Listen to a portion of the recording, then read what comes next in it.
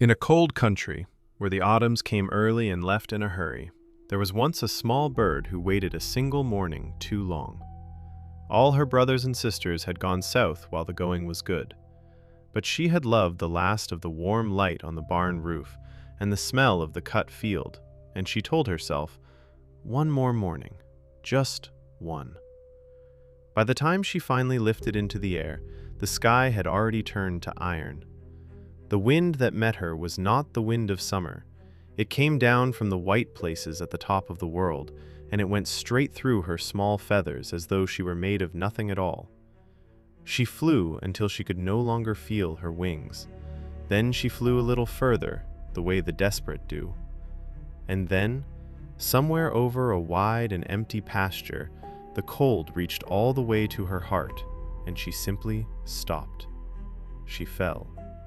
She fell through the gray air and landed in the frozen stubble of a field, far from any tree, far from any nest, far from any help at all. She lay on her side with one wing folded under her, and she was certain, in the calm and drowsy way of creatures who are freezing, that this field was the last thing she would ever see. So this is how it ends, she thought. Not so terrible, really. Only cold. And then the sky went dark above her, and something warm and heavy and astonishing fell out of it and covered her completely. A cow, wandering the empty field, had passed over the very spot where she lay, and the cow, being a cow, had left behind the only gift a cow has to give. It was not a dignified gift. The little bird, had she been given any choice in the matter, would never in her life have chosen it. But it was warm. It was so warm. The heat of it spread through her frozen feathers and down into her stiff, small bones, and slowly, impossibly, the life came creeping back into her. Her heart, which had nearly stopped, began to beat in earnest again. Her wing, which had folded like a broken thing, loosened. The drowsy gray at the edges of her sight pulled gently back. She was not going to die after all. Buried in the last thing on earth she would ever have chosen, the little bird was saved. And she was so glad, so flooded with the simple, helpless joy of being warm and alive when she had been so certain of the cold, that she did the only thing a bird knows how to do with joy. She began to sing. She sang from inside her unlikely shelter, muffled and full-throated and utterly, foolishly happy, a small, bright song rising up out of the middle of a frozen field. Now, a cat had been crossing that same field, lean and patient and hungry the way cats grow hungry at the close of the year, and the cat heard the singing. He stopped. He turned his head. He followed the small sound across the cold ground to the one steaming place in all that gray stubble, and there, with a few neat strokes of his paw, he uncovered the warm and singing bird.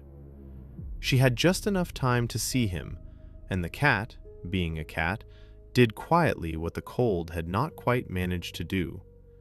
In a certain village they still tell this to the children when the first frost comes, and the old ones end it always the same way, with 3 small sayings, set down slowly, like stones laid one at a time.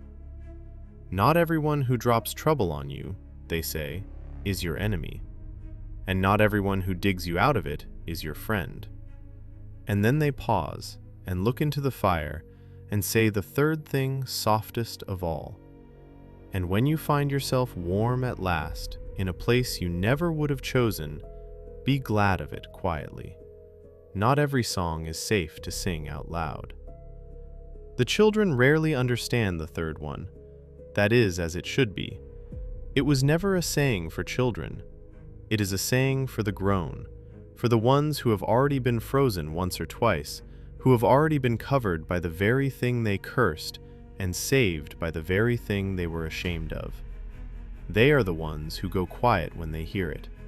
They are the ones who remember some warmth they announced too soon, and what came walking across the field when they did. But there is a kinder thing folded inside the parable, and the old ones know it too, though they do not always say it aloud. The bird was warm. For one whole shining moment in a freezing world, after she had already given herself up entirely, she was warm and alive and singing. And that was real. The cold did not take her in the end. She did not die gray and alone in the stubble, believing the empty field was all there was. She died believing she had been saved. And of all the deaths there are, perhaps that is not the worst one. So when the frost comes to your own branches tonight, be slow to curse the thing that covers you, for you cannot yet see what it is keeping out. Be slow to bless the thing that frees you, for you cannot yet see what it is calling toward you.